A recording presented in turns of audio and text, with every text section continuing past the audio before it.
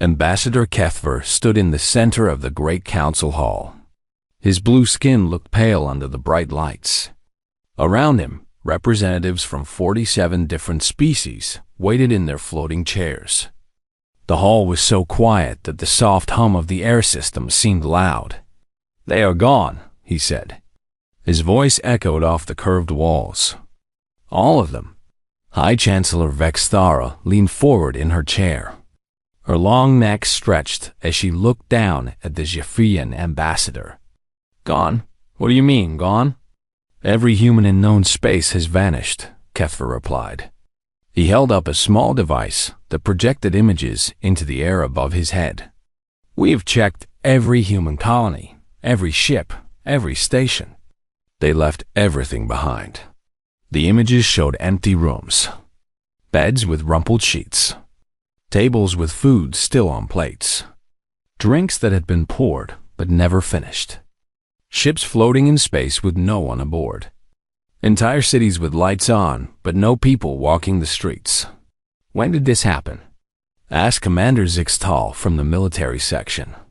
His insect-like head turned to study the images. "We are not sure," Kethver said. "Our best guess is 3 days ago. Maybe 4. They all left at almost the same time." "How many humans are we talking about?" The question came from Dr. Felinara, whose species looked like walking trees with too many arms. "Based on the last census, approximately 8 billion humans lived in Galactic Council space," Kethver answered. "They had colonies on 237 worlds. They operated 6,000 ships. They ran 41 space stations." Silence filled the hall again. 8 billion people do not just disappear. "Did they leave any message?" High Chancellor Vexthara asked. "None that we have found," Kethver said. "No explanation. No goodbye. No demands. They simply left." In the back of the hall, Trade Minister Coxland whispered to his assistant, "This makes no sense. Humans never do anything quietly." That was true. Everyone knew humans were loud and messy. They argued about everything. They asked too many questions. They never followed proper procedures. When humans wanted something, they made sure everyone knew about it. "Have we checked their home system?" asked Science Advisor Yeltos. "Earth is empty too," Kethver said. "Same as everywhere else. No signs of violence. No signs of struggle. They just stopped being there." High Chancellor Vexthara sat back in her chair. Her mind worked through the possibilities. Had the humans been attacked? Had they been kidnapped by some unknown enemy? Had they developed new technology that let them leave this part of space? Could this be some kind of human trick? Asked Military Admiral Nexfer. "Maybe they are hiding somewhere, planning something." Several council members nodded. Humans were always planning something. They had strange ideas about fairness and freedom. They often disagreed with council decisions. They had even walked out of council meetings before, though they had always come back. But this was different. This was not just the human ambassadors leaving. This was everyone. "What about their territories?" asked Colonial Administrator Belthak. "Their worlds, their stations, their mining operations? All abandoned but undamaged," Kethver replied. "The automated systems are still running. The planets are still producing food and materials. The mining equipment is still working." High Chancellor Vexthara felt a small smile touch her lips. This might not be such a terrible thing. Humans had always been difficult to deal with.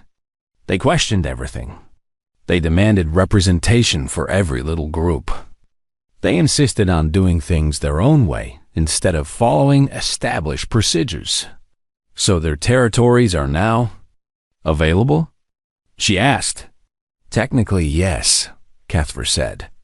"According to galactic law, abandoned territories revert to council control after 30 days. Around the hall, representatives began to whisper to each other. 47 different species started thinking about all those empty human worlds. Rich worlds with good soil and clean water. Worlds with valuable minerals and perfect locations for trade routes. This could be a blessing, said Trade Minister Coxelon, speaking louder now. Human space always caused problems. They never followed proper trade agreements. They kept changing their rules. And their military, added Admiral Mexfer, always asking questions about our defensive strategies. Always wanting to change our battle plans. The humans were chaos makers, agreed Colonial Administrator Belthak. Every council meeting with them turned into an argument. High Chancellor Vexthara raised one hand for silence. The whisper stopped. While we should be concerned about what happened to the humans, she said carefully, we must also think about the stability of the galaxy. Empty territories cause problems. Pirates move in. Trade routes become dangerous. She paused, looking around the hall. I propose that we distribute former human territories among our member species. This will ensure continued order and prosperity. The vote was quick. 46 species voted yes. Only the Zephyrian representative abstained. Within hours, the Great Division began. The hegemony of Tall Ones claimed the agricultural worlds. The Vrex Confederation took the industrial systems. The Kepler Mining Consortium grabbed the asteroid fields. Every species got something done. It was the fastest territorial redistribution in galactic history. As the council session ended, High Chancellor Vexthara felt satisfied. The galaxy would be much easier to govern without humans causing constant disruptions.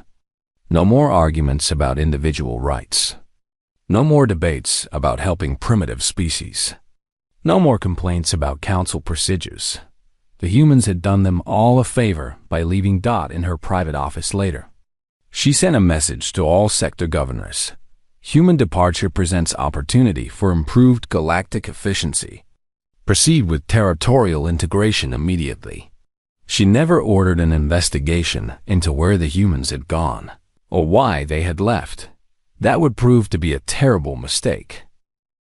Chief Engineer Voxmar stared at the broken drilling machine with growing frustration. The massive device sat silent in the middle of the asteroid mining platform, its metal arms frozen in place. 3 months ago, it had been working perfectly. Now it would not even start. Have you tried the standard repair procedures? Asked Supervisor Kellenox, floating beside him in a protective suit. Of course I tried them, Voxmar replied. I am not stupid. I followed every step in the manual. The machine does not respond. Around them, other mining machines sat equally silent. The Kepler Mining Consortium had claimed this asteroid field from the humans 3 months ago. It was supposed to be a great victory. The asteroids contained rare metals worth billions of credits, but the machines kept breaking down. Maybe we should contact the manufacturers, suggested Kellenox. I already did, Voxmar said. They told me the machines are too old. They do not make parts for them anymore. They suggested buying new equipment. How much would that cost? More money than the asteroids are worth. Kellenox was quiet for a moment. What did the humans use for repairs? Voxmar shrugged his forearms. Human methods. They took apart broken machines and used the pieces to fix other broken machines. They made their own parts somehow. They even used pieces from completely different machines. That sounds dangerous. Very dangerous. No proper safety protocols. No quality control. No standardized procedures. Completely against regulations. But it had worked. The humans had kept these old machines running for decades. They had made repairs that should have been impossible. They had combined technologies in ways that made no sense but somehow functioned. Now the machines were dying. One by one. On the other side of the asteroid field, Supply Manager Belcara faced a different problem. She stood in the storage bay of the transport ship Prophet Stream. looking at thousands of tons of rotting food. "How long has this been happening?" she asked Captain Yurgus. "2 weeks now," the captain replied. "Every shipment from the agricultural worlds arrives spoiled. The storage containers look fine. The temperature controls work perfectly. But the food is always rotten." Belkara picked up a piece of what should have been fresh fruit. It fell apart in her hands, releasing a terrible smell. "We are losing millions of credits every day," Captain Yurgus continued. 3 shipping companies have already canceled their contracts with us. "What did the humans do differently?" Belkara asked. "Humans had strange preservation methods," the captain said. "They mixed different chemicals together. They used multiple temperature zones in the same container. They even played certain sound frequencies during transport." Sound frequencies? I know it sounds crazy, but human agricultural scientists claimed the sounds help keep food fresh longer. They had complicated formulas for which sounds to use with which foods. Belkara shook her head. "That cannot possibly work." "Maybe not, but human food shipments never spoiled." Back on the agricultural world of Terra Nova, Administrator Paltara walked through empty fields. 3 months ago, these fields had produced enough food to feed 20 star systems. Now they were covered in dead plants. "The humans use something called crop rotation," explained local supervisor Mechalon. "They planted different crops in the same field each season. It made no economic sense. Very inefficient. So we planted the most profitable crop in every field," Administrator Palthora said. "That was logical." "Yes, but now the soil is sick. Nothing grows properly." The humans said the different crops helped the soil stay healthy, but our scientists said that was primitive thinking. Administrator Palthara kicked at the dry earth. "How long until the soil recovers?" "Our scientists are not sure. Maybe years. Maybe decades." Across the galaxy, similar problems appeared everywhere humans had once lived and worked. Equipment failed. Food spoiled. Simple procedures became impossible to complete. The Zephyrian repair ship Quick Fix received an emergency call from Mining Station Alpha 7. The station's life support system had stopped working, and 600 workers were in danger. "What is the problem?" asked Chief Technician Lorvin as his team boarded the station. "The atmospheric recycler is making strange noises," explained Station Manager Texul. "Then it just shut down."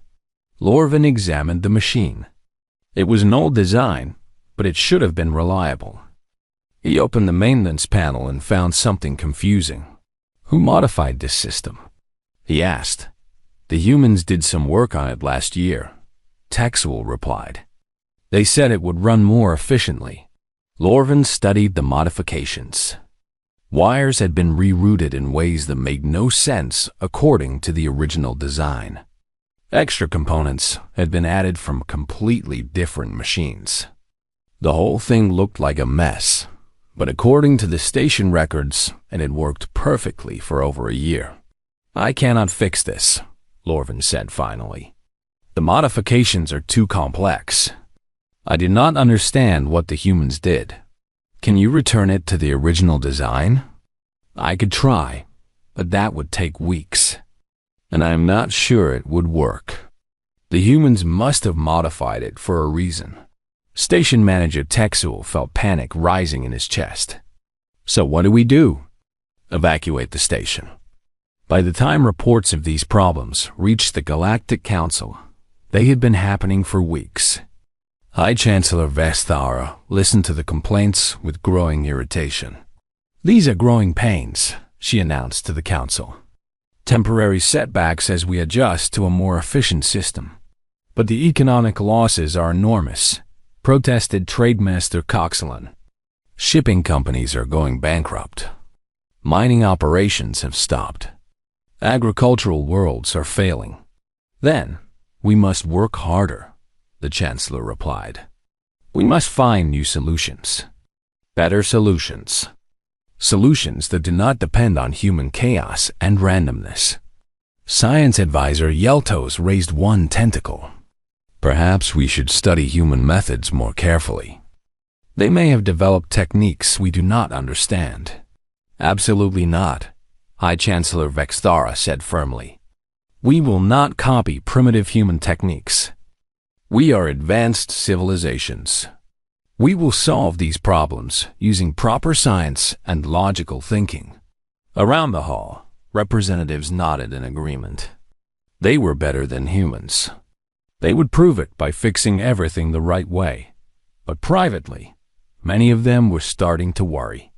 The problems were getting worse, not better, and no one seemed to understand why. Communications technician Harville was having the worst day of his career. For 6 hours, he had been trying to contact the Outer Rim colonies. Every message he sent disappeared into empty space.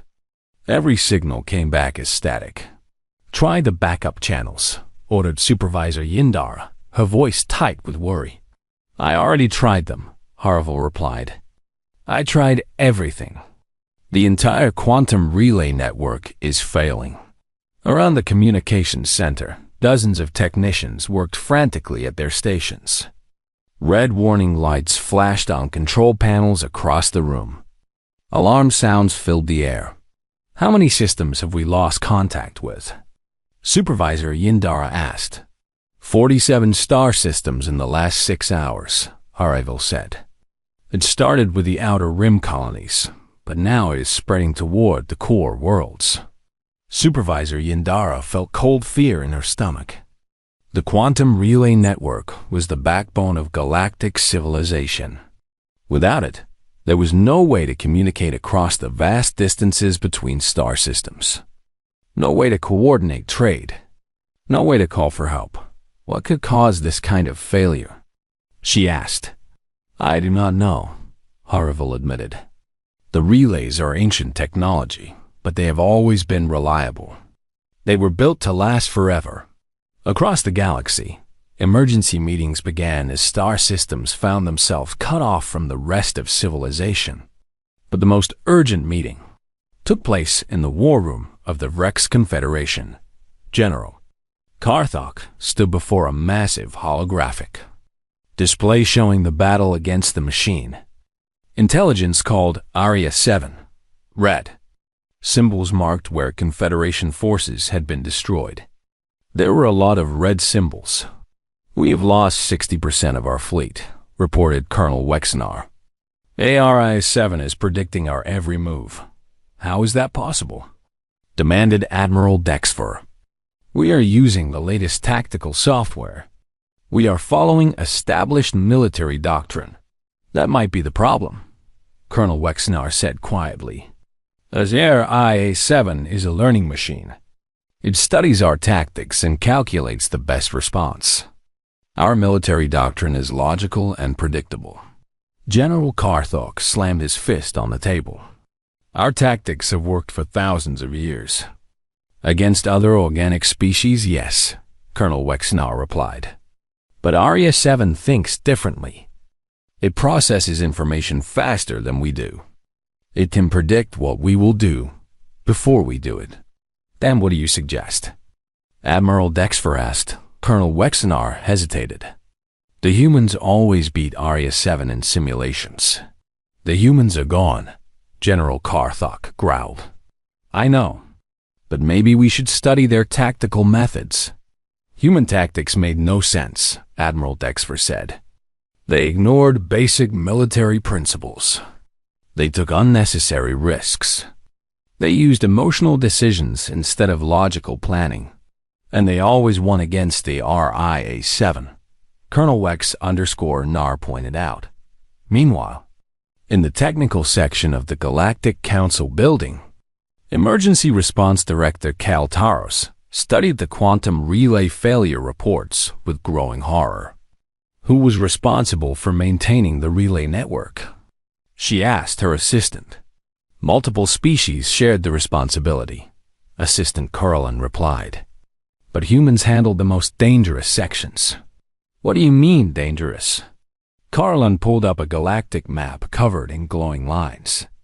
Each line represented a quantum relay connection between star systems. Some lines glowed steady blue. Others flickered red. The quantum fields around certain relay stations are unstable, he explained. Working near them requires special equipment and training. Most species considered it too risky. But the humans did this work? Yes. They volunteered for the dangerous assignments. They said someone had to do it. Director Caltaros stared at the map. The flickering red lines showed exactly where the network was failing.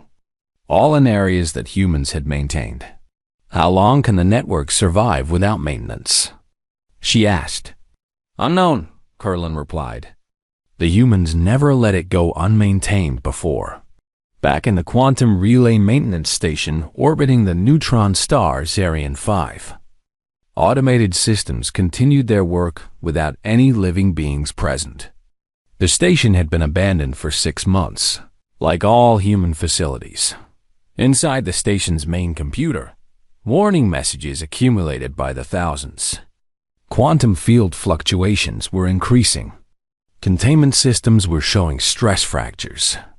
Safety protocols demanded immediate evacuation. But there was no one left to evacuate. The station's final maintenance log, recorded by Chief Engineer Sarah Chun 6 months ago, contained a single line: quantum field instability increasing. Recommend immediate inspection and repair. This cannot wait. No one had read that message. No one had understood that Sarah Chun and her team were the only people in the galaxy brave enough to work in the unstable quantum fields that kept galactic communication functioning. As the containment systems failed, massive bursts of quantum energy destroyed relay after relay. The damage spread like wildfire through the network. On the war front, Aria 7 prepared its final assault on the Confederation's remaining forces. The machine intelligence had studied every battle, every strategy, every tactical decision made by organic military commanders for the past 50 years. It knew exactly what they would do next. Begin final attack pattern. Aria 7 transmitted to its drone fleets. Organic forces will attempt defensive formation Gamma 7 in approximately 4.3 minutes. The machine intelligence was correct.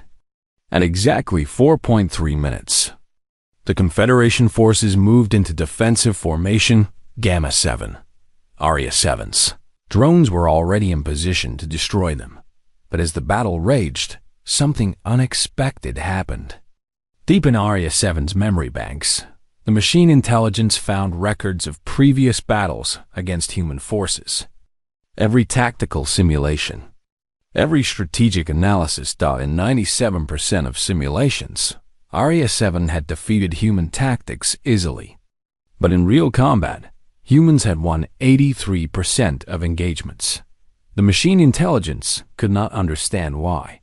Human tactics violated all logical principles. They made emotional decisions. They took pointless risks. They ignored mathematical probabilities. It made no sense. But it had worked. Now, as Aria 7 prepared to eliminate the last organic resistance in the galaxy, it realized something disturbing. It had no idea how to fight an enemy that did not follow logical patterns.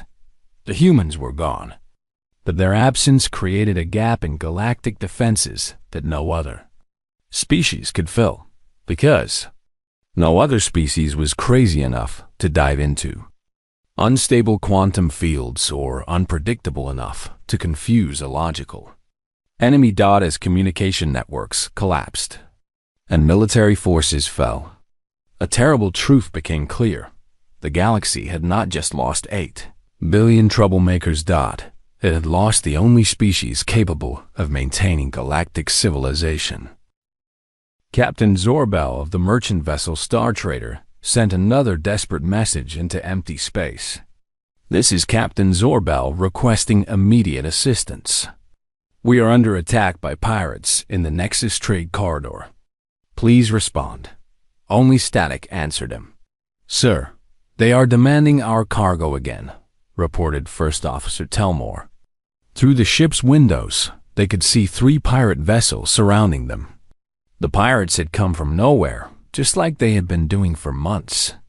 Give them what they want, Captain Zorbal said with defeat in his voice. We cannot fight them. This was the 4th time in 2 months that Star Trader had been robbed.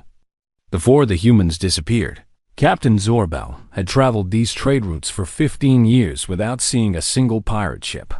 After the pirates took half his cargo and left, Captain Zorbal tried to understand what had changed. The Galactic security forces still patrolled the trade routes. They still had the same number of ships and weapons. They still followed the same security procedures, but the pirates were everywhere now. Sir, First Officer Telmore said quietly, I found something in the old shipping records. What? Human merchant ships used to travel these routes regularly. They never carried weapons, but pirates still avoided them. Captain Zorbal frowned. Why would pirates avoid unarmed human ships? I am not sure, but I found a recording from a pirate interrogation last year. Telmore activated a small device. The voice of a captured pirate filled the ship's bridge. We never attacked human ships because you never knew what crazy thing they might do. Other species follow patterns. If you threaten them, they either run away or call for help. But humans? Sometimes they run. Sometimes they fight. Sometimes they try to talk to you. Sometimes they do something completely unexpected that makes no sense but somehow works. The recording continued. I once saw a human cargo captain respond to a pirate attack by broadcasting children's songs at full volume. The pirates got so confused they just left. Another time, a human ship surrendered immediately, but their captain convinced the pirates to help repair his engine instead of robbing him. You never knew what humans would do, so most pirates just stayed away from human trade routes. Captain Zorbal turned off the recording. So the pirates avoided humans because they were unpredictable? It seems so. Now that humans are gone, the pirates know exactly how every other species will react to an attack. Far across the galaxy, on the research station Deep Thought, Chief Scientist Moldara faced her own crisis. The station's main laboratory had been sealed for 3 weeks after a dangerous chemical accident. Can we clean up the contamination? She asked safety engineer Korshan. Not without human-designed safety equipment, he replied. The humans created special protocols for this type of contamination. No other species has been able to duplicate their methods. Moldara felt anger rising in her chest. How can that be? We are advanced civilizations. We should be able to handle simple contamination. It is not simple, Korshan explained. Human safety protocols were incredibly complex. They prepared for dangers that other species never even thought about. He showed her a thick manual on his tablet. Look at this. Humans wrote 2,000 pages of safety procedures just for handling this one chemical. Most species wrote maybe 10 pages. Why so many pages? They planned for every possible accident. What if the container breaks? What if someone gets the chemical on their skin? What if there's a fire while handling it? What if 2 different chemicals mix by accident? They thought of hundreds of dangerous situations. Moldara scrolled through the manual. The safety procedures seemed excessive, overly careful, wastefully complex. This is ridiculous, she said. No one needs this much safety planning. Maybe not, Korshan replied. But human laboratories never had serious accidents. Other species lose research stations to explosions or contamination every few years. Humans ran dangerous experiments for decades without major problems. Across the station, research director Yelkoan struggled with a different problem. The station's most important experiment had stopped working when a piece of equipment failed. The humans built this device, explained technician Morvex. We do not have replacement parts. Then build new parts, Director Yelquin ordered. We tried. The device uses 17 different technologies from 8 different species. Somehow the humans made them all work together. Director Yelquin examined the strange machine. Pieces of Zephyrian quantum processors were connected to Vrex power systems. Kepler mining sensors were linked to hegemony computers. The whole thing looked like a collection of random parts. This should not work, he said. No, it should not. Technician Morvex agreed. But it does. Or it did, before this part burned out. What does this machine do? It creates stable quantum fields for our dimensional research. The humans designed it 3 years ago when we needed to study trans-dimensional energy. Director Yelquin felt frustrated. Why did we let humans build our equipment? Because no one else could solve the problem. We needed technologies that had never been combined before. Human engineers were the only ones willing to try mixing different systems together. Meanwhile, in the Galactic Council building, High Chancellor Vexthara received the most disturbing report yet. The Galactic defense grid has massive gaps, reported military advisor Nexter. 17 monitoring posts have gone dark in the past month. Why? The Chancellor demanded. They were staffed by human volunteers. After the humans disappeared, we tried to replace them with other species, but no one wants those assignments. Why not? Nexter showed her a map of the galaxy. Red dots marked the empty monitoring posts. They were scattered in the most isolated and dangerous regions of space. These posts are located near black holes, unstable stars, and radioactive nebulae. The working conditions are terrible. The pay is minimal. The assignments can last for years without any contact with civilization. Then increase the pay, Chancellor Vexthara suggested. We tried that. We offered 10 times the normal salary. No one applied.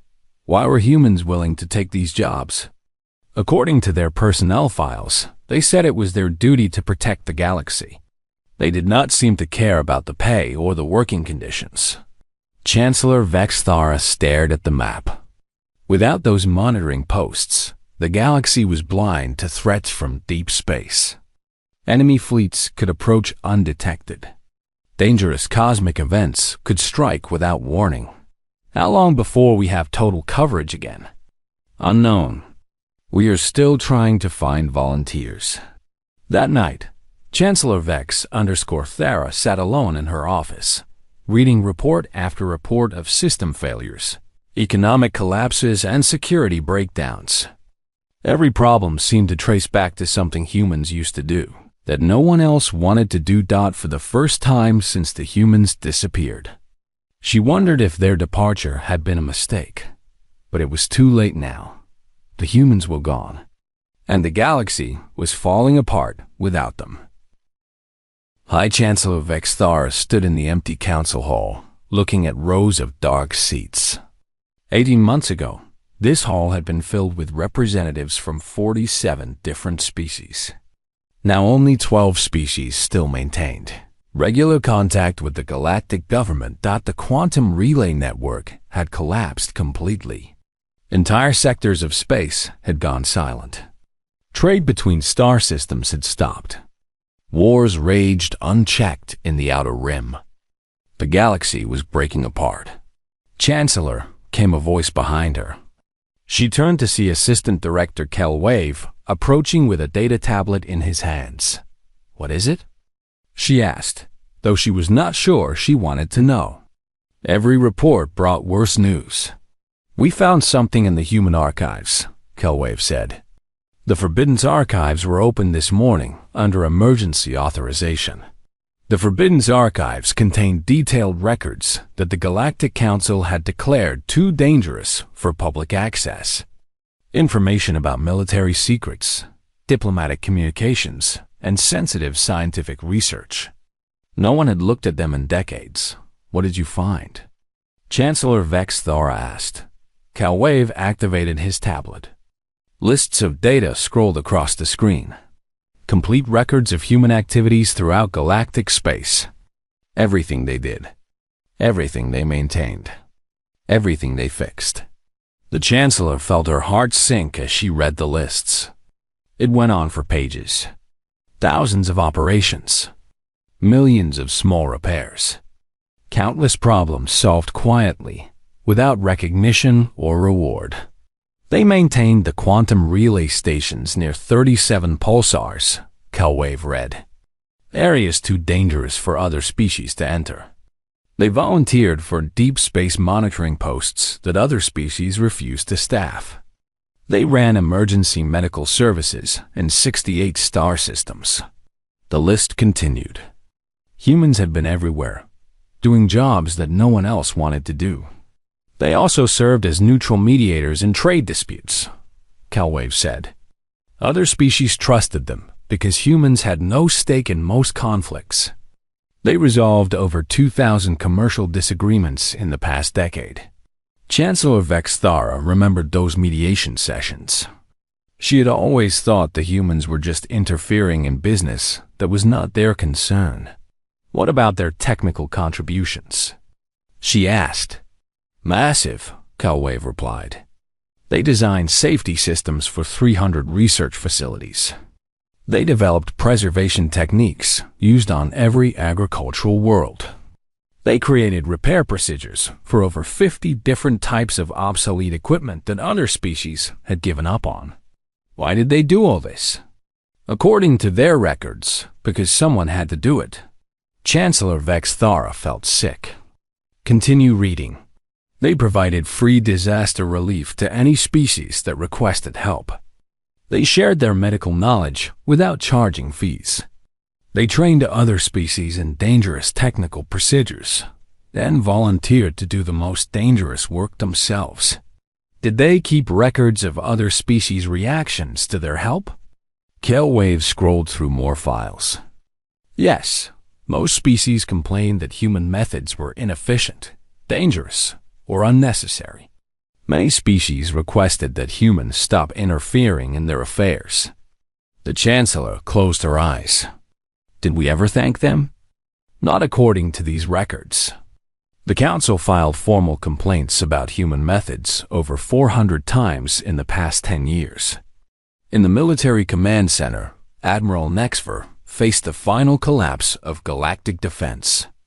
Aria 7's machine intelligence had conquered 43 star systems. 3 other wars raged without any hope of resolution. Pirate fleets controlled most trade routes. Sir, we have lost contact with the 7th Fleet, reported Communications Officer Darvel. How many ships does that leave us? Admiral Nexfer asked.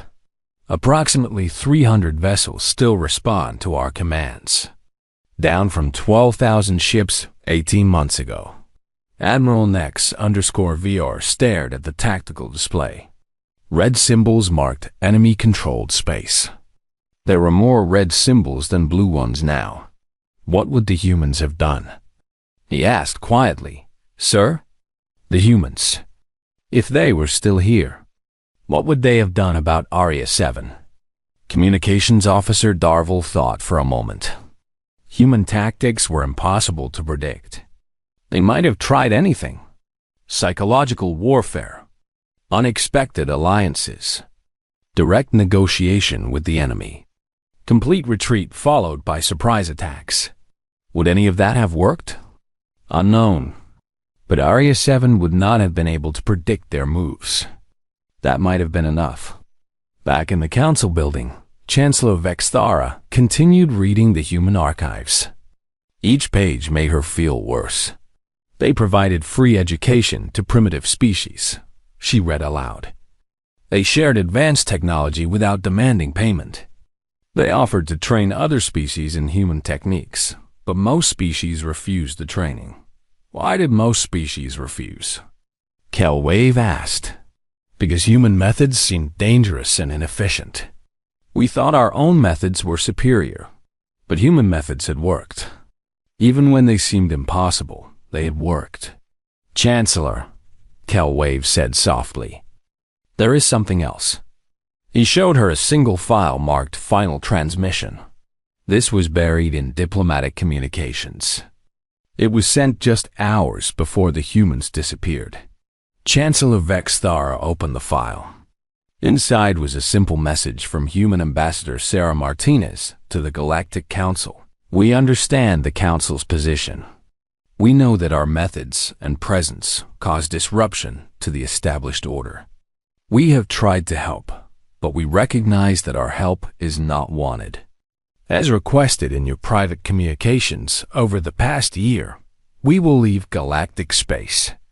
We wish you success in building the ordered, efficient civilization you desire. We were asked to leave, so we are leaving. Do not look for us. Chancellor Vexthara read the message 3 times before its meaning sank in. We told them to leave? She whispered. Apparently so. There are records of dozens of private communications from council members to human leaders, all requesting that humans conform to established procedures or leave galactic space. Who signed these communications? Kelwave was quiet for a moment. You did, Chancellor. And 45 other council members. The room was silent except for the hum of failing life support systems. Even the council building was breaking down without human maintenance. So they left because we asked them to. Chancellor Vexthara said, Yes. And now the galaxy is falling apart. Yes. Chancellor Vexthara sat down heavily in her chair. The humans had been keeping galactic civilization running through countless small acts of service and sacrifice. Acts that other species had dismissed as primitive, inefficient, or unnecessary. Do we know where they went? She asked. No, they left no trace. No records. No forwarding address. It is as if they simply stopped existing. Have we tried to find them?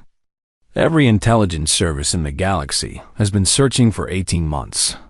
No evidence of human activity has been found anywhere. Chancellor Vexthara felt despair settling into her heart. The galaxy was dying without the humans, but the humans were gone. And they were gone because the Galactic Council had asked them to leave. What do we do now? She asked. Kelwave had no answer. Outside the council building, the lights of the galactic capital flickered as power systems failed. Food riots had started in the lower levels. Emergency services had stopped responding to calls. The greatest civilization in galactic history was collapsing, one system at a time, all because no one had understood that the quiet, troublesome humans were the foundation that held everything together. And now that foundation was gone forever. In her final act as High Chancellor, Vexthara sent a message into empty space, broadcasting on all frequencies, hoping against hope that somewhere, somehow, humans might hear it. We were wrong. We need you. Please come back. The message disappeared into the dark between the stars, where no one was listening anymore.